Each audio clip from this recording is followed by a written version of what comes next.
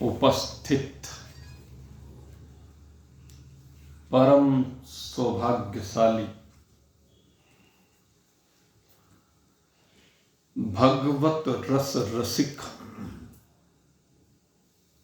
जिज्ञासु वृंद, इस पवित्र विचार सागर ग्रंथ के माध्यम से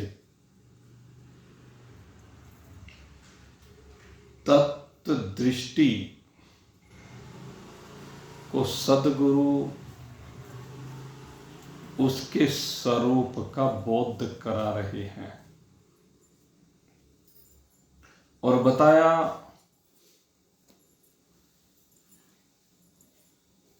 कि तू ही आधार है, तू ही अधिष्ठान है, तू ही दृष्टा है।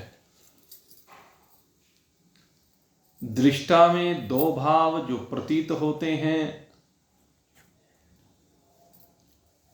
वो अधिष्ठान की जड़ रूपता और चेतन रूपता से प्रतीत होते हैं।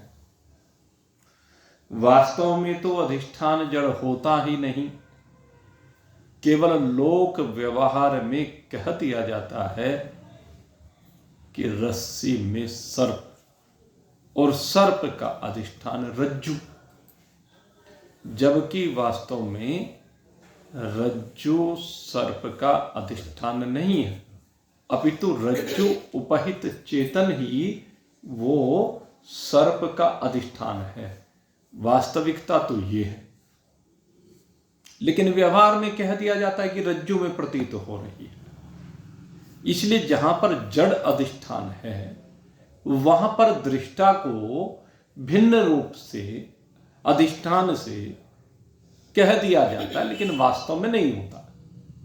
और चैतन्य रूप से अगर कहें तो वहां तो सदा वही साक्षी दृष्टा है, इसलिए दृष्टा का कोई भेद बनता नहीं है। और जब तक इनकी एकता नहीं की जाती है तब तक ये दुख भी मिटता नहीं है भव का। तो अब तत्व दृष्टि एक प्रश्न रखता है कि प्रभु ये जन्म मरण आदि के जो संसार दुख का हेतु है, क्योंकि दुख का हेतु संसार ही है, जहां जन्मना मरना मिलना बिछड़ना हंसना रोना लाभ हानि जय पराजय मान अपमान इत्यादि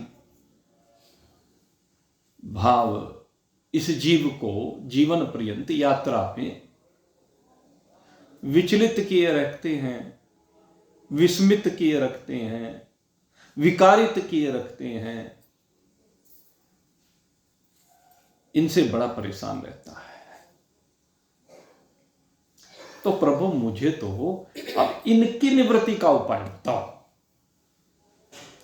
जग यद्यपि मिथ्या गुरुदेवा तथापि मैं चाहूं तिहि चेवा, स्वप्न भयानक जाकू भासई, करि साधन जन तिम करि साधन जन जिमति नासही, याते हो जाते जगहाना, सो उपाव भाखो भगवान, तुम समान सतगुरु नहीं आना, श्रवण पूक देवंचक नाना।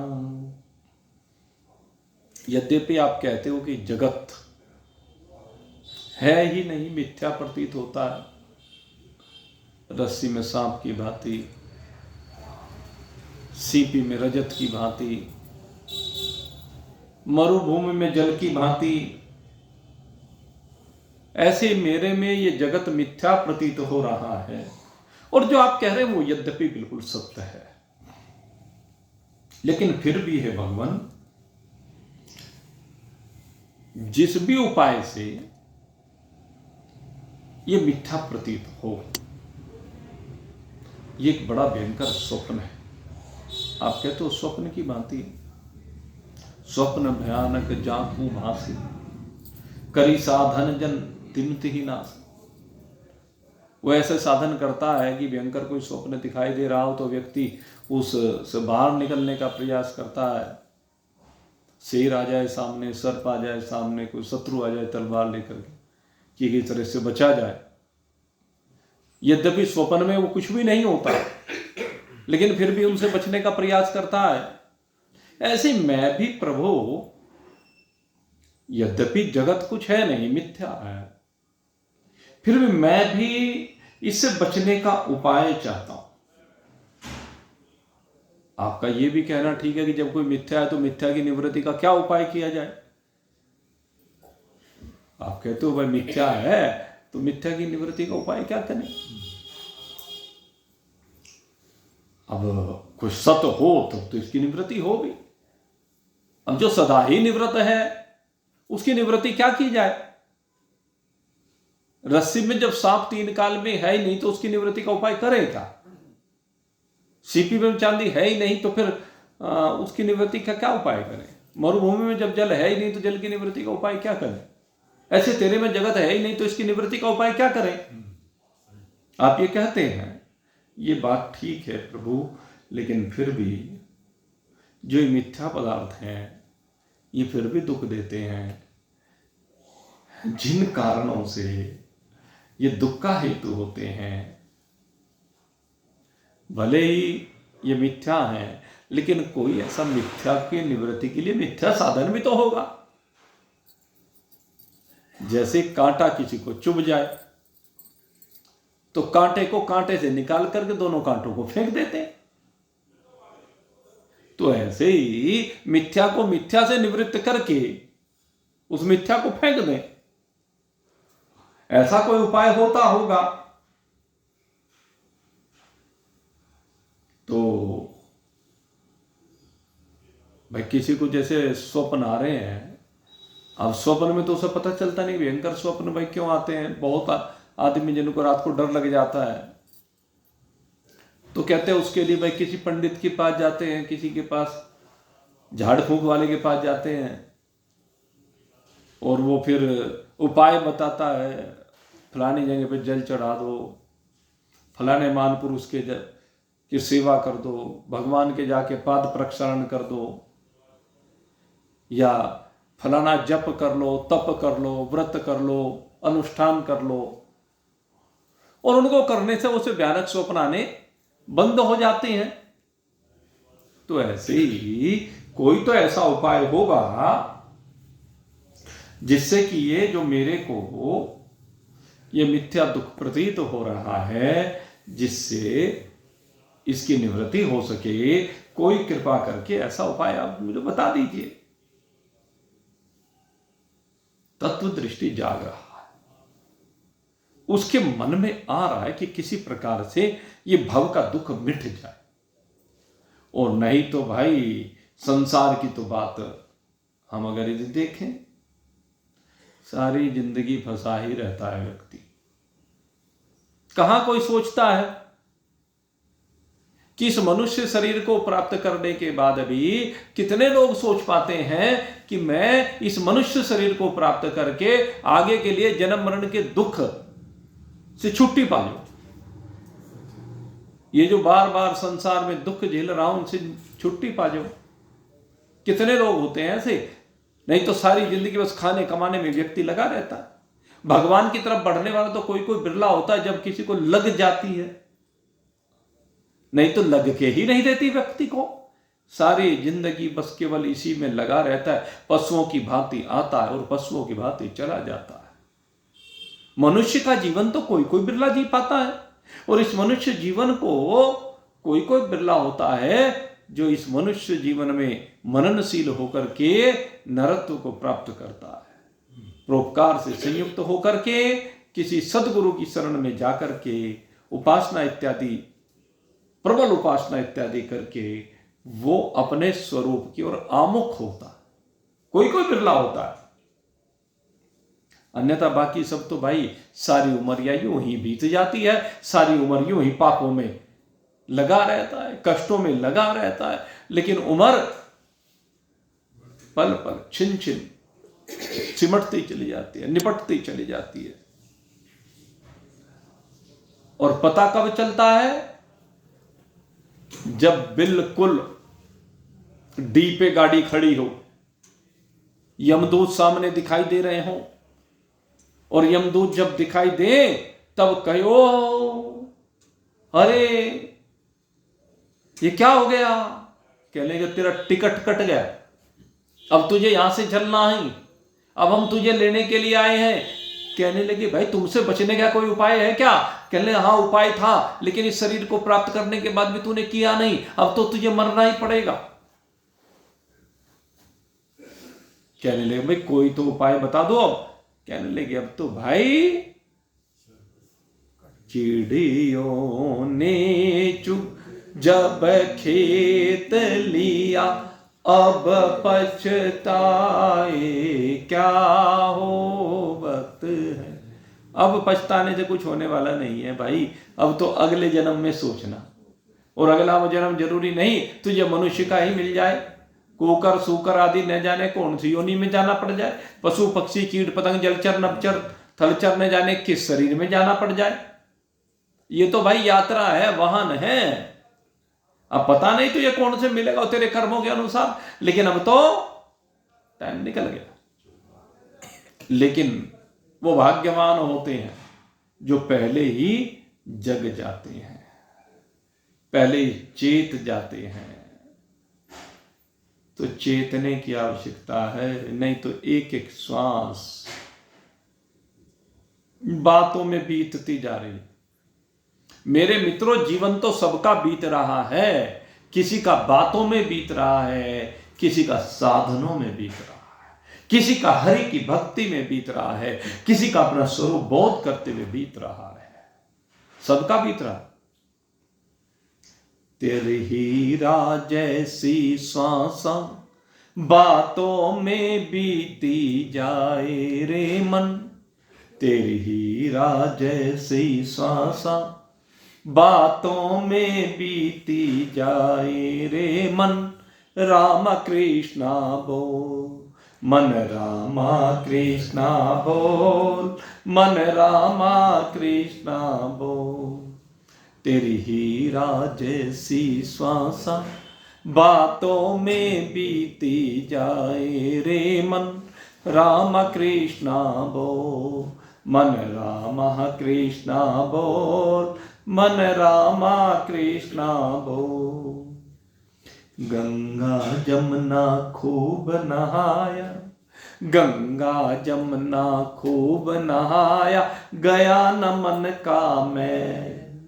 गंगा यमुना खूब नहाया, गया न मन का मैल। और घर धंधों में फंसा रहा, घर धंधों में फंसा रहा, जो कोलू का बैल।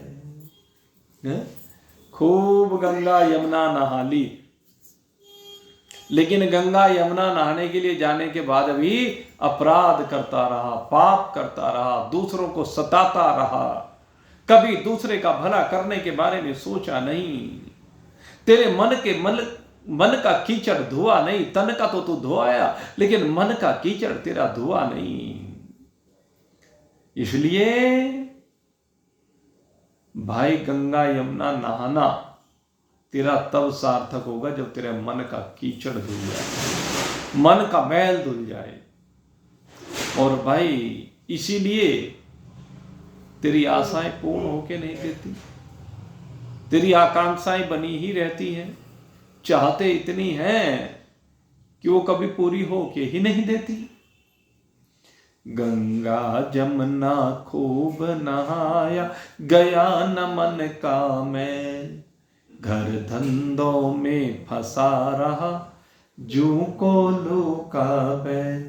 तेरे जीवन की आशाएं, तेरे जीवन की आशाएं बातों में बीती जाए रे मन, राम कृष्णा बोल मन, रामा कृष्णा बोल मन, रामा कृष्णा बोल। किया न पुरुष जग में आकर, दिया न कुछ भी दान। इस जगत में आकर के पुरुषार्थ किया नहीं, परोपकार किया नहीं, हाथ से कुछ छूटा नहीं, और हाथ से छूटे बिना ही आ गई अंत घड़ी सामने, जमदूत सामने आ गए हैं। इसलिए कहते हैं किया न पौरुष जग में आकर, दिया न कुछ भी दान। तेरी मेरी करते करते निकल गए यह प्राण, तेरी मेरी करते करते निकल गए यह प्राण। जैसे पानी बीच बतासा, बातों में बीती जाए रे मन। रामा कृष्णा बोल, मन रामा कृष्णा बोल, मन रामा कृष्णा बोल। पाप गठरिया सिर पर लादे, रहा भटकता रो। पाप गठरिया सिर पर बांधे, रहा भटकता रो। और प्रेम सहित राधा माधव की, प्रेम सहित राधा माधव की, करी न कुछ भी खो। प्रेम सहित राधा माधव की, करी न कुछ भी खो। झूठा करता रहा तमाशा, झूठा करता रहा तमाशा, बातों में बीती जाए रे मन। रामा कृष्णा बोल, मन रामा कृष्णा बोल, मन रामा कृष्णा बोल। नस नस में प्रति रोम रोम में राम बसा है जान। नस नस में प्रति रोम रोम में राम बसा है जान। प्रकृति बिंदु के कण कण में तू इसको पहचान।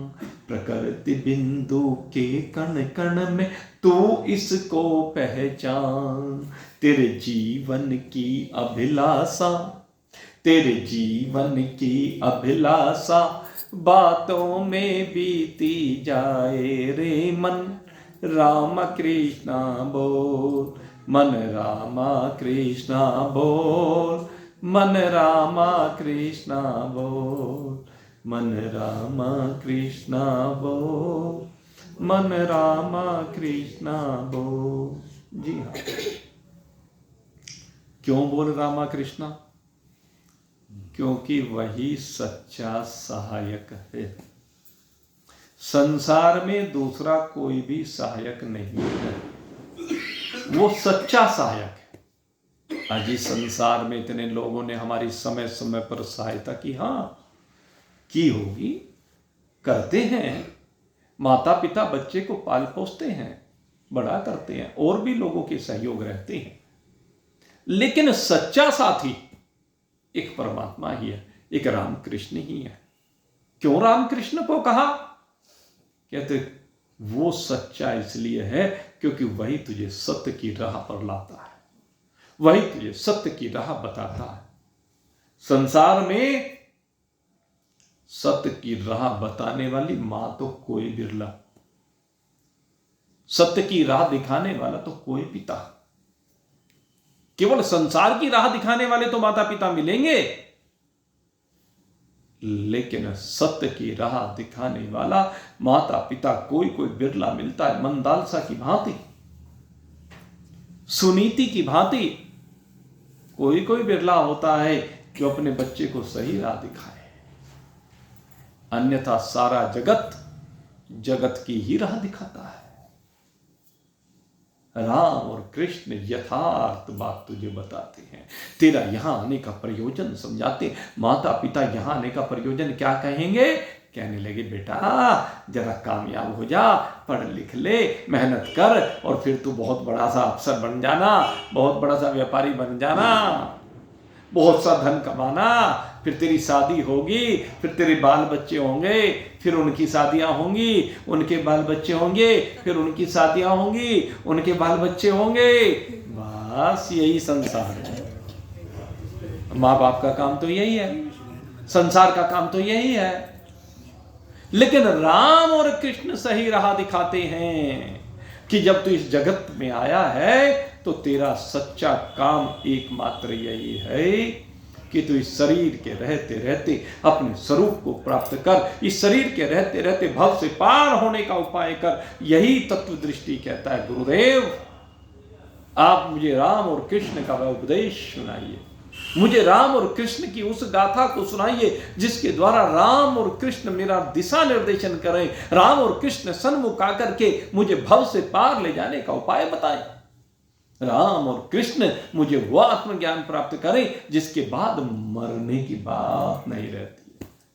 ऐसा आत्मज्ञान मेरे राम और कृष्ण मुझे प्रदान करें। राम और कृष्ण किसी सदगुरु को भेज देते हैं उस उपदेश को देने के लिए। इसलिए हम राम और कृष्ण के पुजारी हैं, इसलिए हम राम और कृष्ण को पूजते हैं। मेरे मित्रों, राम और कृष्ण ने जो कहा न, उसको जीवन में उतार ली। राम और कृष्ण की मूर्ति पूजते हैं, वो अपनी जगह सही है, लेकिन एक बार उस मूर्ति में बैठे हुए राम और कृष्ण के घट में उतर जाइए और उसके घट में उतर करके वो जो दिशा निर्देश देता है, एक बार बस उसका पालन कर लीजिए, उस पर खरे उतर जाइए और फिर देखिए, न जीने की बात रहेगी न मरने की बात रहेगी। वो उपाय बता देंगे। गुरुदेव से पूछ रहा है, वो उपाय बता दो। कहने लगे, भाई उपाय मैं तो बार बार बता रहा हूं, तेरे में मरने और जीने की जो कल्पना है वो अज्ञान से है। तेरे में जो मरना और जीना है वो अज्ञान से है, और अज्ञान की निवृत्ति केवल और केवल ज्ञान से ही होती है। अज्ञान से ही तेरे में ये जगत प्रतीत हो रहा है। निज आत्म अज्ञानते हो प्रतीत जग खेद, न सह सुता के बोधते ये भागत मुनिवेद। जग मोह में नहीं ब्रह्म में, अहम ब्रह्म यह ज्ञान। सोता को शीस में कहो, नहीं उपाय को आन। केवल एक ही उपाय है इस जगत के नाश करने का, जो समस्त मुनियों ने गाया है, वेदों ने जिसका निर्देशन किया है कि मैं ब्रह्म हूं, अहम ब्रह्मास्मि। केवल यही एकमात्र ज्ञान है जिससे जगत की भ्रांति मिट सकती है। और ये जगत की भ्रांति सर्प की भांति है। और ये सर्प कैसा है?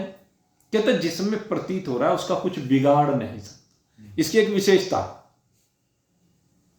ये बहुत बड़ी विशेषता बताई। सर्प प्रतीत होता है लेकिन वो किसी का कुछ बिगाड़ नहीं सकता। यथार्थ सर्प हो तो किसी को डस सकता है, मार सकता है, जहर उसका चला जाए शरीर में। लेकिन जो रस्सी में सर्प प्रतीत हो रहा है वो किसी को डस नहीं सकता, वो किसी को मार नहीं सकता। कहते अच्छा एक बात बताओ, रेगिस्तान में, रेत में जो जल की प्रतीति हो रही है, वो जल कभी रेत को गीला करता है क्या? रेत कभी उससे गीला होता है क्या? ऐसी बात है। कहते हैं ऐसे ही तुम्हारे में जगत प्रतीत हो रहा है। जैसे कभी भी मरुभूमि का जल रेत को गीला नहीं करता, उसी तरह से ये जगत कभी भी तुम्हें मारता नहीं है, तुम्हें दुख देता नहीं है। जगत कभी किसी को दुख नहीं देता। दुख तो तुम्हारे मन की परिस्थिति से आ रहा है। दुख जो है वो मन के भाव से आता है तुम्हारे में, नहीं तो दुख है ही नहीं। जगत किसी को दुख नहीं देता। जो स्वयं जड़ है वो चेतन को क्या दुख देगा? जगत का हर पदार्थ जड़ है, वो कुछ भी करने में समर्थ है, वो किसी को दुख देने वाला नहीं। जब भी दुख होगा तुम्हारे मन से होगा, तुम्हारी गलती से होगा। काहू न काहू को सुख दुख कर दाता, निज कृत कर्म भोग सब दाता। तो भाई अब एक बात को अच्छी प्रकार से समझ लो, जगत की तुम्हारे में मिथ्या प्रतीति हो रही है, और इस मिथ्या की प्रतीति जो तुम्हारे में हो रही है वो तुम्हारे अज्ञान से हो रही है, और अज्ञान की निवृत्ति तुम्हारे ज्ञान से होगी। कर्म और उपासना से इसकी निवृत्ति नहीं हो सकती। कर्म उपासन तय नहीं, जग निदान तम नाश, अंधकार जिम गेह में न सही न बिन पर का। कोई ये सोचे कि मैं बहुत परोपकार कर्म कर लूं, बहुत कर्म कांड कर लूं और उसके करने से ही अज्ञान निपट जाए, तो कहते हैं किसी भी तरह से नहीं निपट सकता भाई। कितने ही कर्म कर लेना, कर्मों से जगत निपटने वाला नहीं है। कर्म से क्या होगा? स्वर्ग लोक में चले जाओगे। कर्म कांड जितना भी करोगे, कितनी गरीबों की सेवा कर लो, उससे क्या होगा? धन धान्य के भंडार भर जाएंगे। जितनी गरीबों की सेवा करोगे स्वर्गलोक मिल जाएगा। जितने अच्छे अच्छे कार्य करोगे स्वर्गलोक मिल जाएगा, धन के भंडार भर जाएंगे। हैं? वो कर्मकांड किसी भी रूप में कर लेना, चाहे जाकर के भगवान के अनेक प्रकार से शिव जी महाराज पे जल चढ़ाना, भोले शंकर को रिझाना, कृष्ण भगवान को रिझाना, देवी मैया को रिझाना, तो उससे क्या होगा? इनसे केवल क्या होगा? तुम्हें या तो स्वर्ग मिल सकता है या इनसे घर में धन धान्य के भंडार भर सकती है, लेकिन इनसे जगत की निवृत्ति, जन्म मरण की निवृत्ति होने वाली नहीं है। ये कर्म का खेल है। दूसरे कहा कि हम उपासना करें। उपासना करने से कहते हैं तेरा चित्त जो विकसित हो रहा है, जो पंच विषयों की ओर दौड़ा दौड़ा फिरता है, जो आकाश वायु अग्नि जल पृथ्वी के 5 विषय हैं, शब्द स्पर्श रूप रस गंध, कहते हैं उन विषयों में जो फंसा हुआ है, कहते हैं वहां से तुझे बाहर निकाल के ले आती है उपासना। वहां से तेरे चित्त को बाहर निकाल के ले आती है उपासना। जो तेरा चित्त भटकता फिरता है, उन विषयों के प्रति आकर्षित हुआ फिरता है, तो उस आकर्षण को समाप्त कर सकती है उपासना। और वहां से आकर्षण समाप्त करके तुझे ईश्वर की उपासना में लगा सकती है। ईश्वर का जप कर ले, कीर्तन कर ले, भजन कर ले, ध्यान कर ले, ईश्वर में चित्त को जैसे भी लगा सके। लेकिन उन सब से भी कहते हैं जन्म मरण का दुख निवृत्त होने वाला नहीं है। इन सब से भी क्या मिलेगा? कहते ज्यादा से ज्यादा पहले तो स्वर्ग की बात है, और फिर बहुत तेरी भक्ति अटल हो जाए तो उस अटल भक्ति के कारण भगवान का लोक मिल जाएगा। और उन लोक में भी जाकर के फिर वहां तो कुछ समय पुण्यों का भोग करेगा, और फिर बाद में कहले बात तो ज्ञान से ही बनेगी। वहां सबसे बड़ी खूबी क्या होगी? वहां भगवान तुझे अपने आप से ज्ञान प्रदान करेंगे। इसलिए कहा कि भाई कर्म और उपासना से ये बंधन कटने वाला नहीं है। ये तो भाई अपने अज्ञान से बंधन हुआ है और अपने ही ज्ञान से बात बनेगी। जैसे किसी घर में अंधेरा हो गया, तो जिस घर में अंधेरा हो गया उस घर में प्रकाश अगर यदि किया जाए, दीपक जला दिया जाए, तभी वो अंधकार दूर हो सकता है, अन्यथा होगा क्या? अब हम यहां पर बैठे, अंधकार का समय है, अब इस अंधकार के समय में रोशनी के स्रोत जल रहे हैं, ये प्रकाशित कर रहे हैं, तभी तो यहां अगर यदि इनको बंद कर दिया जाए तो यहां अंधकार हो जाएगा। तो अंधकार को दूर करने का इसके अलावा कोई साधन हो बता दो। कोई दीपक जला के रखो, कोई मणि ला करके रखो जो प्रकाश फेंकती हो, कोई टॉर्च जलाओ, ट्यूब जलाओ, बल्ब जलाओ, अग्नि जलाओ, जैसे भी साधन होगा तो अंधकार प्रकाश से दूर में, दूसरा तो कोई उपाय नहीं है। तो इसलिए कहते हैं कि भाई अब एक ज्ञान ही साधन है। कहते हैं प्रभु आप तो बात ठीक कह रहे हो कि इसका साधन ज्ञान ही है, आपका वचन बिल्कुल सत्य है। आप कहते हैं कि जगत का कारण अज्ञान है और उस अज्ञान का नाश केवल ज्ञान से हुआ है। जगत मिथ्या है, जीव आनंद स्वरूप है, जीव ब्रह्म से भिन्न नहीं है, आनंद रूप ब्रह्म है। जिसको ऐसा निश्चय होता उसी को आप ब्रह्म ज्ञान कहते हैं। कहते ये बात आओ मेरी समझ में आ गई, ये तो मैं समझ रहा हूं, लेकिन एक बात मेरी समझ में नहीं आती है कि ये जीव और ब्रह्म दोनों एक कैसे हैं। आप कहते हो कि ये ब्रह्म और जीव दोनों एक हैं, दोनों आनंद रूप हैं। अब मैं इस बात को समझना चाहता हूं कि ये दोनों एक कैसे हैं। ब्रह्म का और मेरा जो स्वरूप है, वो जो देखने में आता है, वो तो भिन्न प्रकार का देखने में आता है। तो मेरा और ब्रह्म का स्वरूप एक कैसे है? अब मेरे मन में जिज्ञासा हुई है, कृपया अब मेरी इस जिज्ञासा का समाधान करने का प्रयास करें। और ये जो अब इसका विषय है, ये ही सबसे महत्वपूर्ण विषय है और ये ही ज्ञान है। इस विषय को ही बार बार महान पुरुष समझाते हैं और इसी विषय को समझा करके अपने स्वरूप का बोध कराया जाता है। तो अब पहले इसका प्रश्न है और फिर बहुत बढ़िया तरीके से गुरुदेव ने तत्व दृष्टि को ये समझाया है। पहले दोनों के भेद की बात ये तत्व दृष्टि कर रहा है कि तो दोनों में क्या भेद है। पुण्य पाप का हूं मैं करता, जन्म मरण और सुख दुख का भरता। पुण्य और पाप दोनों को मैं करने वाला हूं, जन्म मरण और सुख दुख को धारण करता हूं, भरता हूं इनका सुख दुख का।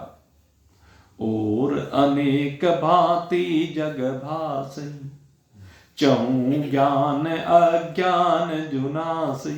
और कहते हैं इसके अलावा बहुत कुछ भाषित होता है। बहुत कुछ से मतलब यहां जन्म मरण सुख दुख पुण्य पाप कहा। आप और भी रूप में कह सकते हैं, धर्म अधर्म कह सकते हैं, मान अपमान कह सकते हैं, जय पराजय कह सकते हैं, लाभ हानि कह सकते हैं, अनुकूलता प्रतिकूलता आदि अनेकानेक रूप में, राग द्वेष काम क्रोध मद लोभ मोह न जाने क्या क्या। तो कहते ये सब के सब जो भास रहे हैं, ये सब प्रतीत हो रहे हैं, जो याते विपरीत स्वरूपा, ताकू ब्रह्म कहत मुनि भूपा। कहते हैं इनके जो विपरीत है वो ब्रह्म है। ये सब तो जगत के अंतर्गत है, ये सब तो व्यवहार के अंतर्गत है, हमारी दिनचर्या में है, जीवन में है, जीवन की यात्रा में है। और इससे भिन्न जो है, जिसमें न पुण्य है न पाप है, न जन्म है न मरण है, न सुख है न दुख है, न मान है न अपमान है, न लाभ है न हानि है, न जय है न पराजय है, न धर्म है न अधर्म है, न काम है क्रोध है, लोभ है मोह है, राग है द्वेष है, जो इन सब से विलग। कहते उसको आप ब्रह्म कहते हैं। ताकू ब्रह्म कहत मुनि भूपा, उसी को तो ब्रह्म कहते हैं। जीव ऐसा है और ब्रह्म ऐसा है, फिर कहो एकता कैसे जानूं? फिर मैं इन दोनों की एकता कैसे जानूं? रूप विरुद्ध ही पहचान। इन दोनों का रूप बिल्कुल विरुद्ध है, कैसे मैं इन दोनों को एक रूप से पहचानूं? हृदय में कैसे मैं मानूं कि ये सब एक हैं? अरे जीव में तो अनेक क्लेश है, पंच क्लेश होते हैं ना, अविद्या अस्मिता राग द्वेष अभिनिवेश। जीव तो इन पंच क्लेशों से संयुक्त है। सुबह से लेकर शाम तक 24 घंटे कुछ न कुछ क्लेश, सारी जिंदगी चलता रहता है जीव के अंदर तो। और ब्रह्म तो बिल्कुल क्लेश से रहित है। जीव और ब्रह्म तो ऐसे हैं। और फिर जीव और ब्रह्म की अगर मैं बात करूं, वेदों में एक जगह पर उदाहरण दिया गया कि एक ही वृक्ष पर दो पक्षी बैठे हुए हैं। हमारे गुरुदेव कथा सुनाया करते हैं उपनिषद की। उपनिषद जब पढ़ाए थे आपको तो आपके ध्यान होगा, एक कथा आई थी, एक ही वृक्ष पर दो पक्षी बैठे हुए हैं। एक पक्षी उस वृक्ष के फल खाता है, एक दूसरा पक्षी उस खाते हुए को देखता है। एक खाता है और दूसरा देखता है। जोन सा खाता है वो दुर्बल है, कमजोर है, और जोन सा देखता है वो हट्टा कट्टा है, मजबूत है। वेद ने भी इस तरह से कहा है। तो दोनों एक कहां है? ये जो ब्रह्म है ये तो देखने वाला है, दृष्टा है, इसके ऊपर कुछ फर्क नहीं पड़ता। और जोन सा ये खाने वाला है, सारे दिन खाता रहता है, खाता रहता है, खाता रहता है। वो कथा आती है ना बकरे वाली, राजा का बकरा। एक राजा था, वो देखता उसका बकरा रोज खाता ही रहता, खाता ही रहता। किसी भी समय चले जाओ, कितना डालो, उसका पेट ही ना भरे। तो एक दिन उसने राज दरबार में कहा, भाई ये मेरा बकरा है, कोई इसे छका के ले आए तो उसको मैं मन माफिक इनाम दूंगा। तो बहुत से लोग उस बकरे को लेके जाए और खूब छका के लाए, खूब खिला पिला के लाए, काजू किशमिश पिस्ता बादाम। आदमी को तो मिलता नहीं भाई, लेकिन इनाम के लालच में उसको खिला के लाए। कहने लगे इनसे छिक जाएगा, क्योंकि भाई इतने महंगे हो गए, बहुत महंगे हो रहे हैं, बता रहे हजारों रुपए किलो हो गए सब चीजें। हम हजारों रुपए किलो का कौन कैसे खाए, कहां से खाए? इतनी महंगाई है, कैसे खा ले भाई? तो लेकिन इनाम के लालच में लगता है कि भाई यहां तो लाखों करोड़ों दे दे, राजा तो प्रसन्न हो जाए। तो इस लालच में उसका पेट भर के लाए, खूब खिला के लाए, और राजा आते ही उसके सामने हरी हरी घास डाले, और जैसे हरी घास डाले वो फिर उसमें मुंह मारने लगे। तो उसके रुपए में काजू पिस्ता बादाम किशमिश जो भी खिला के लाया, हजारों सब पे पानी फिर गया। अब खैर ऐसे होते होते बहुत लोग आते लालच में, लेकिन वो छकता नहीं किसी। तो एक दिन एक व्यक्ति को पता चला, संत को पता चला। संत आए दरबार में, कहने लगे महाराज तुम्हारे बकरे को हम छका के ले आएंगे। कहने लगे देख लो महाराज कि हाँ गारंटेड छका के लाएंगे। अच्छा, अब ले गए महाराज जी और सामने हरी हरी घास डाल दी, और जब हरी घास सामने डाली, बकरा उसकी तरफ मुंह करे, हाथ में डंडा ले लिया। जैसे घास की तरफ मुंह करे, तुरंत मुंह पे दे। उसको कुछ नहीं खाने दिया, 2 दिन हो गए। जब भी घास की तरफ को जाए, डंडा दिखाई दे। अब वो घास की तरफ को मुंह ही ना करे। अब 2 दिन बाद लेके राजे के पास आ गए। कहने के छका ले? हाँ महाराज छका रहा है, देख लो खूब। राजा ने फिर वही हरी हरी घास मंगाई, और जैसे हरी हरी घास मंगाई, अब भूखा था वो, उसने देखा तो राजा खड़े हैं हरी घास की तरफ, लेकिन तुरंत जैसे उसकी तरफ मुंह करा, उसका डंडा एकदम हिलाया, जैसे एकदम मुंह फिरा लिया। अब राजा कहे अरे खा, लेकिन उसे डंडा लिए सामने महात्मा दिखाई दे। तो भाई खाने से कोई छकने वाला है नहीं। खा के आज तक कोई छका हो तो बता दो। ये मन ऐसा है, ये कभी विषयों से भर ही नहीं सकता। ये मन कभी विषयों से छक ही नहीं सकता। अग्नि में जितना घी डालोगे, अग्नि उतनी अधिक प्रज्वलित होगी। सीधा सूत्र है।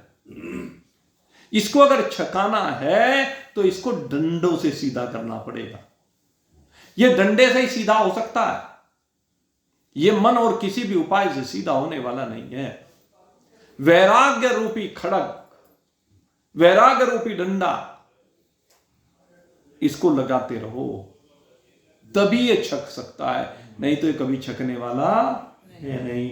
तो यही कह रहा है प्रभु, ये जीव तो ऐसा है और ब्रह्म ऐसा है। ब्रह्म तो केवल देखने वाला है और जीव तो खाने वाला है, भोगने वाला है। इसलिए इनकी उपासना कैसे बनती है? और फिर एक बात और कहने लगे हम वेदों को देखें तो वेद में अनेकों प्रकार की उपासनाएं कही गई हैं जो जीव करता है। कहता इतनी तरह की ये उपासना करता है तो इसका मतलब तो सारी उपासना करनी निरर्थक, ये सारी उपासना पद्धति व्यर्थ। जब दोनों की एकता हो जाएगी तो फिर कौन उपासना करे, किसकी उपासना करे। कश्यापि अहो नमस्कुर्याम अहम एको निरंजन। अवधूत गीता में इस विषय को उठाया गया है। पंचभूतात्मकम विश्वम मरीचि जल सन्निवम कश्यपि अहो नमस्कुर्याम अहम एको निरंजन। अहम एको निरंजन। मेरे लिए फिर किसकी उपासना करना बनता है, मेरे लिए किसी की उपासना करना नहीं बनता। कब? अहम एको निरंजन है, जब उस निरंजन पदार्थ को, मल रहित पदार्थ को, विकार रहित पदार्थ को, निरवयव पदार्थ को एक रूप से अनुभव कर लिया कि वो अजर अमर अविनाशी शुद्ध सच्चिदानंद घन ब्रह्म, और ये आत्मा कोई भिन्न पदार्थ नहीं है, आत्मा और ब्रह्म दोनों एक ही हैं। जब ये अनुभूत कर लिया जाता है तो फिर किसी को नमस्कार करना नहीं बनता है। तो कहते हैं भाई लेकिन वेदों ने तो विधान किया है, वेदों ने तो नमस्कार करना कहा है, वेदों ने तो पूजन करना कहा है, वेदों ने तो अनेकानेक प्रकार से कहा है। तो जब दोनों एक हो जाएंगे, अब दो विषय यहां पर दिए। कहते हैं ब्रह्म को जीव रूप होने से, ब्रह्म को जीव रूप होने से, अगर ब्रह्म जीव हो जाए तो जाकी उपासना की जाती है वहां उपास्य का भाव ही समाप्त हो जाए। ब्रह्म अगर जीव बन जाए तो फिर जब ब्रह्म ही जीव बन गया, दोनों की एकता की बात की ना, या तो ब्रह्म जीव बनेगा या जीव ब्रह्म बनेगा। अब यहां दो प्रकार से कह रहे हैं कि अगर यदि ब्रह्म जीव बन जाए तो उपास्य कोई रहा नहीं, तो उपासक कौन? उपास्य होगा तभी तो उपासना होगी। और अगर यदि ये जीव ब्रह्म बन जाए, जीव परमात्मा बन जाए, तो उपासना करने वाला कौन? इसलिए कहते हैं गुरुदेव, ये जो वेद कहते हैं, ये जो अनेकानेक प्रकार का विधान किया गया है उपासना का, कर्म का, अनेक प्रकार के कर्म कांड हैं, और यहां तक कहा कि कर्म ही ईश्वर है, कर्म ही पूजा है। आपने देखा होगा बहुत व्यापारी लिख के रखते हैं कर्म ही पूजा है, कर्म ही उपासना है, कर्म ही ईश्वर है? तो ये जो मीमांसक अनेक प्रकार से कहते हैं, तो ये तो सब व्यर्थ हो गया, ये तो कोई समीचीन चर्चा नहीं, ये तो विपरीत चर्चा हो गई। जब जीव और ब्रह्म एक हो जाएंगे तो फिर ये उपास्य उपासक दोनों भाव समाप्त, कहीं ना उपास्य रहा ना उपासना रही, और फिर कर्मों का फल देने वाला भी नहीं रहा। जब यहां पर एक कर्म करने वाला है, एक फल को देने वाला है। ये विधान है ना ईश्वर का, कि सारा विधान जब कर्म करने वाले को उसका फल देने वाला ही नहीं रहेगा, कर्म का फल ही नहीं होगा, तो फिर तो सारा विधान गड़बड़। कहने लगे कर्म भी भाई, और भाई कर्म का फल भी, कहते दोनों ही कल्पना है। वास्तव में ये दोनों कल्पना ही हैं, कल्पना से भिन्न और कुछ भी नहीं है। जीव भी कल्पना है, जो कर्म करने वाला जीव है वो कल्पना, और कर्म का फल देने वाला ईश्वर भी कल्पना। कहते दोनों ही कल्पना है, ये दोनों शुद्ध चेतन ब्रह्म में दोनों कल्पना हैं, और इन कल्पनाओं को हटाने के बाद ही यहां से जीवत्व और ईश्वरत्व पृथक होकर के एक ब्रह्म मात्र शेष रह जाता, अन्यथा ब्रह्म नहीं। ये जो भ्रम है, जब तक ये मिटेगा नहीं तब तक ब्रह्म नहीं। भ्रम के मिटने पर ही भ्रम के मिटने, जब तक भ्रम बना रहेगा तब तक ब्रह्म भाव नहीं। इसलिए भ्रम का निपटाना जरूरी है। जीव और ईश्वर और जगत, ये तीन प्रकार का भ्रम ब्रह्म में प्रतीत होता है। शुद्ध सच्चिदानंद घन ब्रह्म में ये तीन प्रकार का भ्रम है, और इन तीन प्रकार के भ्रम के कारण ही जगत है, कर्म के फल देने वाला है, सर्वज्ञ है, अल्पज्ञ है, उपास्य है, उपासक है। समस्त त्रिपुटियां इन तीनों के कारण ही, ज्ञाता है, ज्ञान है, ज्ञेय है, उपास्य है, उपासना है, और उपासक है। प्रमाता है, प्रमाण है, प्रमेय है। ये जितने भी त्रिपुटियां हैं वो सब की सब इस भ्रम के कारण हैं, तीनों के भ्रम के कारण। और जब तीनों का भ्रम दूर हो जाता है, अविद्या अंश दूर हो जाए, माया अंश दूर हो जाए, तम प्रधान प्रकृति दूर हो जाए, अर्थात प्रकृति नाम की वस्तु परमात्मा के साथ एक रूपता को जब प्राप्त हो जाती है, ये तीनों प्रकार का भ्रम मिट जाए, तब एक ब्रह्म मात्र शेष रह जाता है। और ये ब्रह्म ही हम सबकी एक अकेली वास्तविकता है। इस ब्रह्म से भिन्न और कुछ भी नहीं है। इस ब्रह्म के साथ एक रूपता हो जाने पर फिर और कुछ रहता ही नहीं। तो इस एक रूपता के लिए अब तक यहां पर शिष्य का प्रश्न है, और शिष्य के प्रश्न का अब उत्तर दिया गया है। वैसे तो इस विषय को पहले भी अनेक बार आपके सामने रखा गया है, लेकिन अब क्योंकि ये विषय यहां पर आया है तो इसे अब विस्तार के साथ आपके सामने रखेंगे। और ये किस प्रकार से जीव और ब्रह्म इन दोनों के भेद को हटाया जा रहा है, किस प्रकार से ये जो भेद भ्रांति है, वैसे तो 5 प्रकार की भ्रांति है। संग भ्रांति है, विकार भ्रांति है, भेद भ्रांति है, कर्ता भोक्तापने की भ्रांति है, अपने से भिन्न जगत के सत्यपने की भ्रांति है। ये 5 प्रकार की भ्रांति होती है, और इसमें भी भेद भ्रांति भी 5 प्रकार की होती है। नंबर 1 जड़ पदार्थों का भेद, नंबर 2 जीवों का परस्पर भेद, नंबर 3 जगत और जड़ का भेद, नंबर 4 जीव और ईश्वर का भेद, नंबर 5 जगत और जगदीश्वर का भेद। इस प्रकार से 5 प्रकार की भेद भ्रांति होती है और 5 प्रकार की भ्रांति होती है। इनको याद कर लें। संग भ्रांति, विकार भ्रांति, भेद भ्रांति, जगत के सत्यपने की भ्रांति अपने से पृथक, और कर्ता भोक्तापने की भ्रांति। इस प्रकार से ये सारी भ्रांति हटने के बाद जीव और ब्रह्म का जो भेद है वो निवृत्त हो जाता है, और वो निवृत्त होकर के अपने आप में एक भाव रहता है, अहम ब्रह्मास्मि का। और इसको स्पष्ट करने के लिए अब गुरुदेव तत्वदर्शी को क्या दिखा रहे हैं? 4 चेतन दिखा रहे हैं।